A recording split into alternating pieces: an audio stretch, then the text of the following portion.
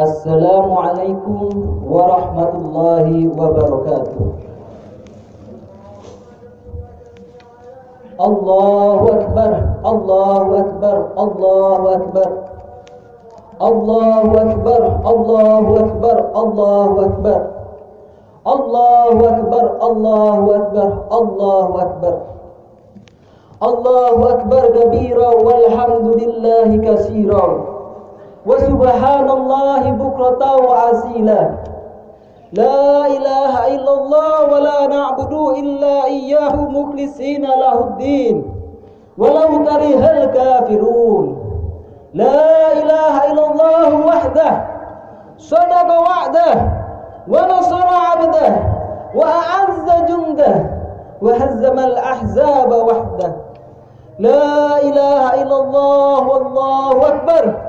Allahu akbar walillahil hamd. Alhamdulillah.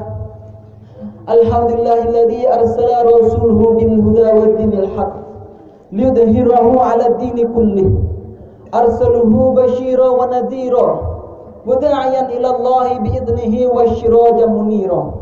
Asyhadu an la ilaha illallah wahdahu la syarika lah. Wa asyhadu anna Muhammadan 'abduhu wa rasuluhu wa anqadana minad dhalalati ila tariqil hidayah.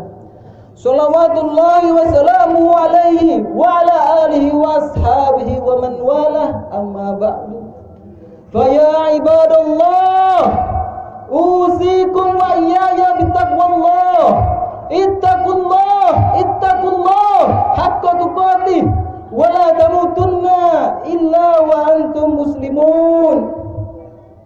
Wa'lamu anna yawmakum hadzal yawmul adim wa huwa al-'idul mubarak. Ahlallahu fihi lakumut ta'am wa harramas siyam. Allahu akbar, Allahu akbar, Allahu akbar. Ma'asyiral muslimin, jamaah salat Id yang dirahmati oleh Allah. Alhamdulillah, segala puji bagi Allah yang telah memberikan kita kesempatan sehingga pada hari ini kita bisa merayakan hari raya besar kaum muslimin. Inilah hari raya Idul Adha atau disebut juga hari raya Kurban. Inilah hari di mana seluruh kaum muslimin termasuk kita yang ada di sini mengucapkan takbir yang sama, tahlil yang sama, tahmid yang sama, karena kita merasa satu akidah, satu syariah, satu syiar, satu kiblat. Inilah hari di mana ada jutaan kaum muslimin yang berkumpul pada tempat yang sama, berpakaian yang sama, terikat dengan hukum syara yang sama, untuk mengumandangkan syiar yang sama, menggapai tujuan yang sama, menggenapkan rukun Islam yang terpuncak. Itulah rukun haji. Tentu saja kita berharap agar ketaatan dan persatuan yang tercermin di dalam perayaan Idul Adha ini tidak hanya berhenti pada hari ini saja, tetapi berlanjut dari Idul Adha satu dengan Idul Adha yang lain, tanpa ada pengecualian, tanpa ada lubang-lubang pada hari-hari tersebut. Oleh karenanya, perlu sekiranya kita mengasah pemahaman kita tentang makna ketaatan yang hakiki dan persatuan yang sempurna. Allahu Akbar, Allahu Akbar, Allahu Akbar, walillahil hamd. Berbicara tentang ketaatan berarti kita berbicara tentang bagaimana kisah Nabi Ibrahim alaihissalam beserta anggota keluarganya Hajar dan Ismail. Bagaimana dikisahkan kepada kita Allah Subhanahu wa ta'ala memberikan sebuah perintah yang berat kepada Ibrahim, yakni membawa istrinya Hajar dan Ismail yang saat itu masih menyusu ke suatu lembah, di mana lembah tersebut tidak ada penduduk pun yang tinggal di sana, tidak ada satu tanaman pun yang tumbuh di situ, dan jaraknya dari kota yang terdekat sekitar 1600 km saat itu. Tentu ini adalah suatu perintah yang tidak bisa bisa dinalar oleh manusia yang berperasaan, baik di masanya Ibrahim alaihissalam maupun di masa modern seperti sekarang ini. Satu perintah untuk meletakkan, menelantarkan anggota keluarganya di suatu lembah yang tidak ada tanda-tanda kehidupan. Namun karena ini adalah perintah Allah, Ibrahim alaihissalam pun tidak terlalu berpikir panjang, tidak memikirkan apa faedah atau hikmah di balik perintah tersebut. Yakin bahwa perintah Allah pasti berbuah kebaikan. Begitu pula Siti Hajar menerima perintah ini, tidak kemudian mengeluh kepada Allah, mengeluh kepada Ibrahim atas dosa apa sehingga ia diletakkan di lembah beserta anaknya yang masih menyusu. Padahal ia senantiasa berbakti kepada Ibrahim, beribadah kepada Allah, bahkan memerintahkan, mempersilahkan Ibrahim untuk menikah lagi agar bisa punya keturunan. Bukan itu yang kita dengar dari Hajar istri Ibrahim, tapi yang kita dengar adalah ucapan mulia dari Hajar. Bila ini memang perintah Allah, maka Allah tidak akan menelantarkanku dan anakku Ismail. Allahu Akbar, Allahu Akbar, Allahu Akbar. Setelah kemudian perintah ini lulus dilakukan oleh Hajar dan Ibrahim, tidak berhenti. Ketika kemudian Ibrahim alaihissalam dipertemukan lagi oleh Allah beserta istrinya Hajar dan Ismail yang saat itu berusia 7 tahun, maka turun perintah berat berikutnya, yaitu perintah penyembelihan terhadap anaknya Ismail, seorang anak yang telah dinanti-nantikan oleh Ibrahim, seorang anak yang soleh, yang berbakti kepada kedua orang tuanya, yang senantiasa beribadah kepada Allah. Namun Allah hendak memerintahkan Ibrahim untuk menyembelihnya. Suatu perintah yang tidak bisa dinalar oleh manusia manapun, baik di masanya Ibrahim maupun di masa sekarang. Namun karena ini perintah Allah, maka Ibrahim pun tetap menjalankannya. Bahkan Ismail pun tidak mengeluh kepada ayahnya, atas dosa apa abiku saya disembelih? Bukankah aku senantiasa berbakti kepadamu, beribadah kepada Allah, dan aku belumlah balik. Namun yang kita dengar dari Ismail suatu perkataan yang mulia, sehingga Allah mengabadikannya dalam ayatnya yang mulia di surat As-Saffat ayat 206. Ya abatif al-madumar satajiduni insyaallah minas sabirin. Wahai abiku, lakukanlah apa yang diperintahkan Allah kepadamu, maka engkau mendapatiku insyaallah termasuk orang-orang yang sabar. Allahu Akbar, Allahu Akbar, Allahu Akbar, walillahil hamd. Ini adalah kisah yang luar biasa, sehingga kemudian Allah mengabadikannya dalam ayatnya yang mulia. Bukan untuk kemudian kita nikmati alur ceritanya, tetapi untuk kita teladani apa yang dicontohkan oleh Ibrahim beserta keluarganya. Inilah kisah yang mengajarkan kepada kita tentang ketaatan yang hakiki, yang menempatkan logika iman kita di atas segala-galanya logika. Sehingga bila kita memang berani beriman kepada Allah, beriman kepada hari akhir, maka kita harus berani pula taat kepada Allah dan Rasulnya, meskipun perintah tersebut bertentangan dengan nalar ekonomi kita, nalar politik kita, nalar sosial kita, nalar psikologis kita, nalar perasaan kita. Dan memang Allah Subhanahu wa taala menuntut ketaatan semacam ini sebagai bukti keimanan kita. Sebagaimana Allah telah berfirman di dalam surat An-Nisa ayat 65. Bismillahirrahmanirrahim.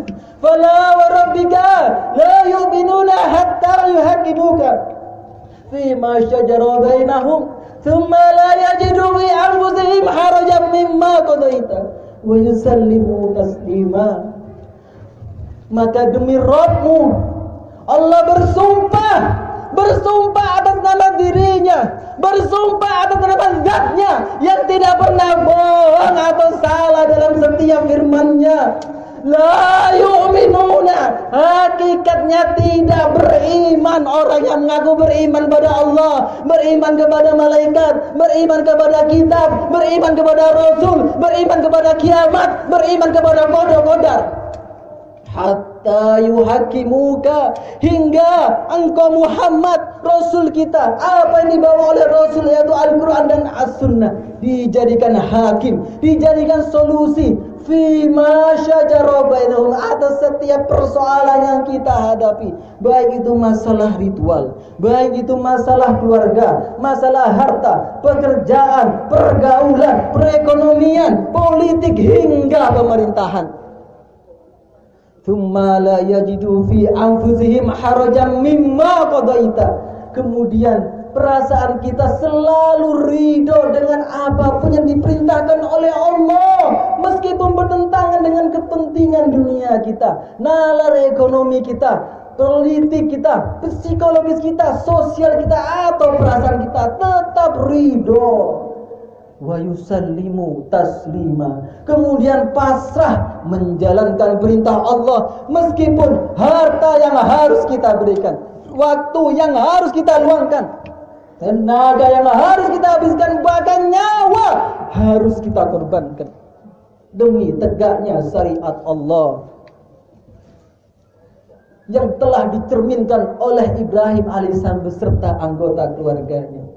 Inilah kisah yang mengajarkan kepada kita bahwa setiap apapun yang diperintahkan oleh Allah dan Rasulnya, pasti walaupun secara nalar manusia masih belum menangkap apa kebahagiaan atau kebaikan di balik perintah tersebut, tapi pasti bila Allah yang memerintahkan akan berbuah kebahagiaan baik dunia maupun di akhirat.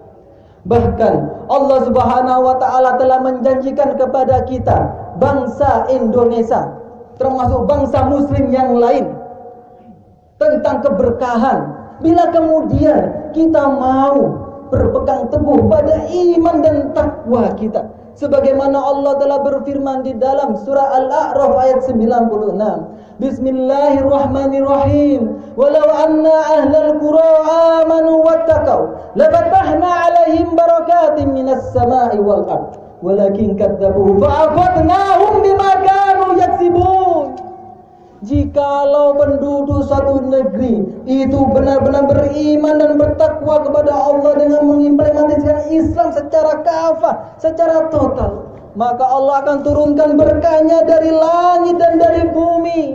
Namun kemudian penduduk itu ingkar, tidak mau beriman dan bertakwa secara sempurna, maka Allah pun turunkan bencana demi bencana akibat perbuatan itu.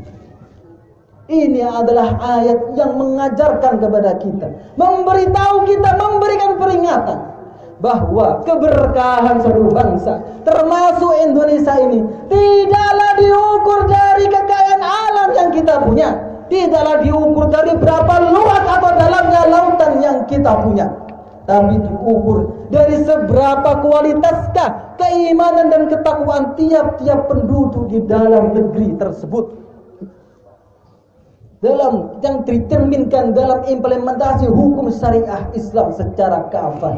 Maka bila kemudian sekarang ma'asyiral muslimin, kita mendapati bangsa yang kita cintai dirudung oleh musibah dan menemui musibah, itu artinya penduduk negeri ini secara kolektif, baik kita sadar ataukah tidak menegakkan Islam secara kafah sebagai bukti keimanan dan ketaatan dalam takwa kita,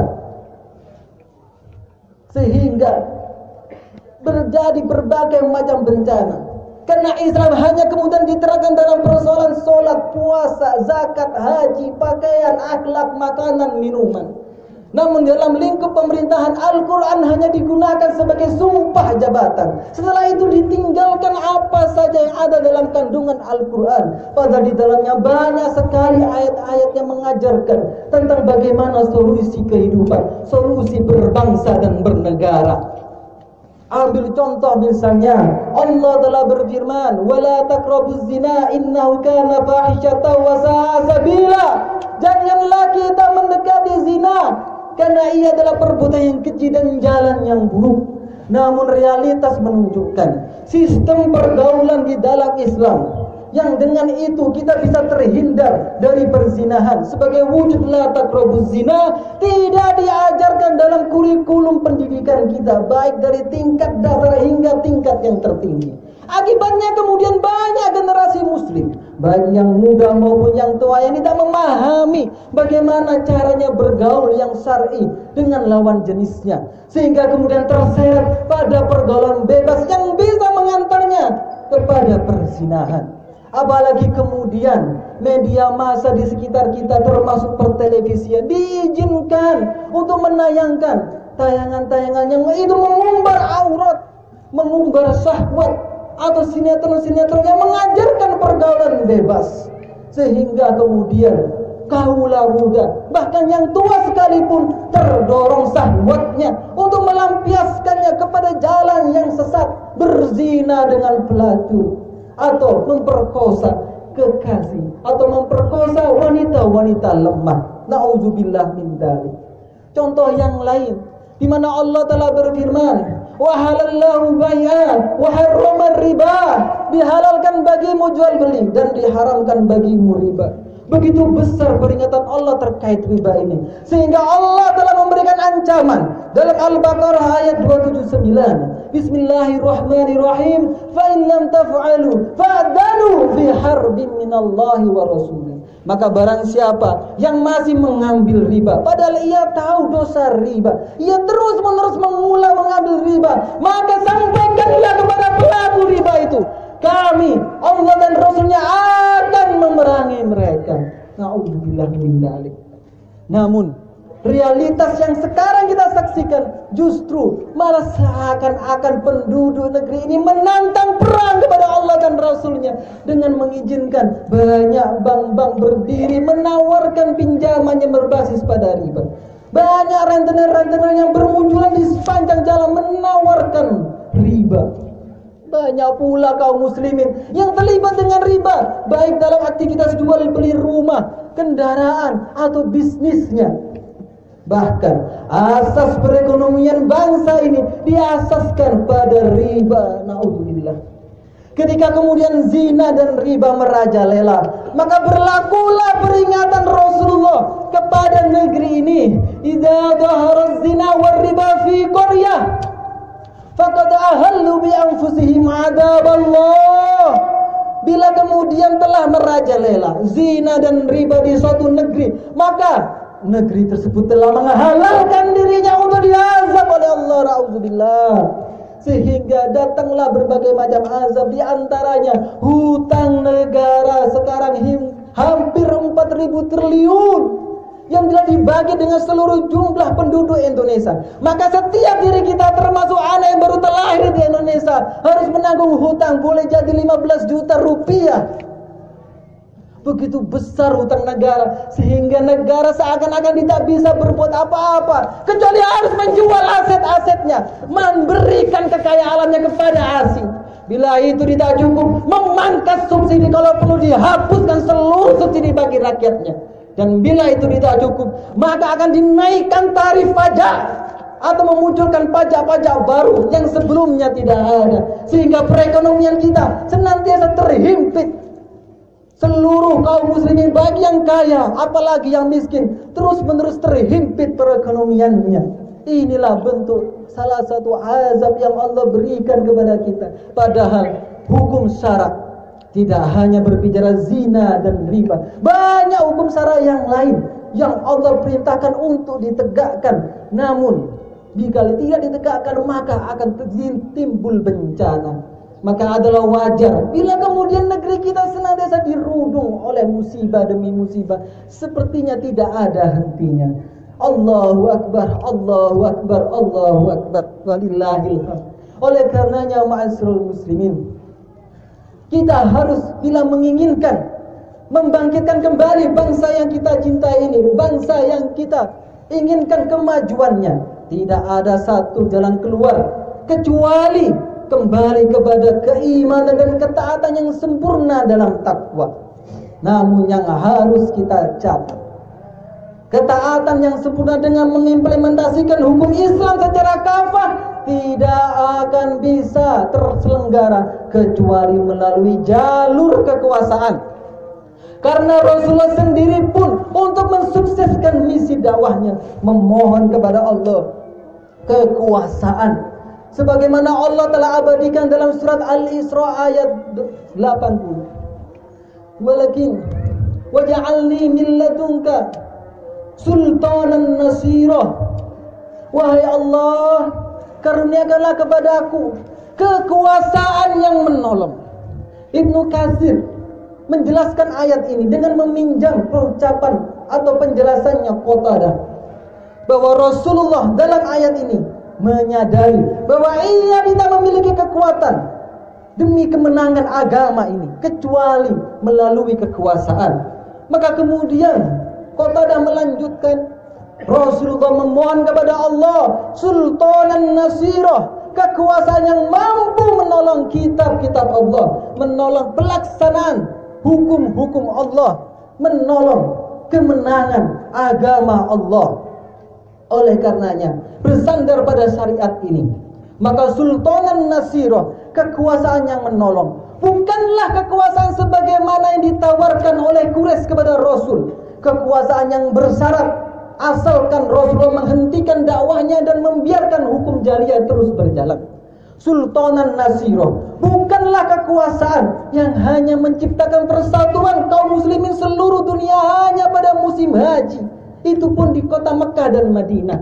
Bila selesai musim haji, kaum muslimin terpecah belah ke negaranya masing-masing. Sultanan nasirah bukanlah kekuasaan yang menjadikan kaum muslimin terpecah belah menjadi lebih dari 50 negara bagian lebih. Sultanan nasirah bukanlah kekuasaan yang menjadikan kaum muslimin yang ada di Indonesia tidak bisa menolong saudaranya yang ada di negeri muslim yang lain dengan mengirimkan pasukan untuk kemudian membela kehormatan dan darah mereka yang telah dibantai oleh pasukan kafir laknatullah alaih. Bahkan untuk mengadili militan gigih yang telah menodai kehormatan Idul Fitri muslim yang ada di Tolikara, Papua, Indonesia tidak bisa. Bukan itu Sultanan Nasirah dimohonkan kepada Allah. Sultanan Nasirah yang Rasulullah mohonkan adalah kekuasaan layaknya Ansor Madinah memberikan kekuasaannya kepada Rasul dengan menjadikan Rasul sebagai pemimpin tertinggi, mengatur berbagai macam urusan warga yang ada di Madinah dengan hukum-hukum Allah semata. Sultanan Nasirah, kekuasaan yang dimaksud adalah kekuasaan yang mampu dimanfaatkan oleh Rasulullah untuk membela kehormatan seorang wanita yang telah dinodai kehormatannya oleh Yahudi Bani Qainuqa dengan suatu pembelaan pengusiran Yahudi Bani Qainuqa dari kampung halamannya karena telah melanggar piagam Madinah. Sultanan Nasirah adalah kekuasaan yang dengannya Rasulullah membela darah duta yang dikirimkan kepada Roma karena telah dinodai oleh Romawi tersebut hingga kemudian terbunuh. Maka kemudian Rasulullah dengan kekuasaan yang menolong itu mengumumkan perang kepada Roma yang saat itu adidaya yang disebut dengan perang Mu'tah. Sultanan Nasirah adalah kekuasaan yang mampu menciptakan persatuan yang sempurna, yang tidak tercermin, yang tidak hanya tercermin dalam persoalan haji dan Idul Adha saja, tetapi adalah persatuan yang dengannya kaum muslimin bisa membantu, menolong negeri muslim yang lain. Tidak hanya mengirimkan logistik atau kesehatan, tapi juga mampu membela kehormatan kaum muslimin dengan pasukan dan menyatukan kaum muslimin dari Maroko hingga Merauke tanpa ada batas negara sebagaimana seperti sekarang ini. Inilah Sultanan Nasirah, kekuasaan yang dimohonkan oleh Rasulullah kepada Allah Subhanahu wa taala, yang kemudian Rasulullah menyebutnya sebagai kekuasaan pemerintahan Islam atau pemerintahan khilafah. Hanya khilafahlah sultanan nasirah yang mampu mewujudkan ketaatan yang hakiki dan persatuan yang sempurna bagi kaum muslimin. Bila tanpanya, maka upaya untuk menuju ke sana akan senantiasa menuai kegagalan. Oleh karenanya, ma'asyiral muslimin rahimakumullah, jadikanlah hari raya Idul Adha ini sebagai momentum kita untuk mempelajari lebih dalam apa maksud dari sistem pemerintahan Islam, apa maksud dari khilafah, apa maksud dari sultanan nasirah, untuk kemudian kita perjuangkan demi tegaknya ketaatan yang hakiki dan persatuan yang sempurna bagi seluruh kaum muslimin di seluruh penjuru dunia. Demikian yang bisa saya sampaikan. Semoga Allah memberikan hidayah kepada kita untuk memahami hal ini dan menolong kita demi kemenangan perjuangan agama Allah ini dengan terimplementasinya seluruh hukum-hukum Islam tanpa terkecuali. Allahu Akbar, Allahu Akbar, Allahu Akbar. Allahumma ghfir lil mu'minina wal mu'minat wal muslimina wal muslimat al-ahya'i minhum wal amwat innaka sami'un qaribun mujibud da'wat. Allahumma ansurna wulata umurina, Allahumma wafiqhum lima fihi salahuhum wa salahul islamil muslimin, Allahumma ab'idanhum bitanatas su'i wal mufsidin wa qarrib ilahim ahlal qari wan nasihin. Allahumma ansurna wulata umuril muslimina fi kulli makan. Rabbana ghfir lana wa liwalidayna warhamhuma kama rabbayana shighara. Rabbana la tu'akhidna in nasina aw ata'na. Rabbana tahmil alaina isra kama hamalta wal ladzina min qablina. Rabbana wa la tuhammilna ma la taqata lana bih wa'fu 'anna waghfir lana warhamna anta maulana fansurna 'alal qaumil kafirin. Rabbana dhalamna anfusana wa illam taghfir lana wa tarhamna lanakunanna minal khasirin. Rabbana atina fid dunya hasanah wa fil akhirati hasanah wa qina 'adzabannar. Wa sallallahu ala Muhammad wa ala alihi wa sallam walhamdulillahirabbil alamin. Wassalamu alaikum warahmatullahi wabarakatuh.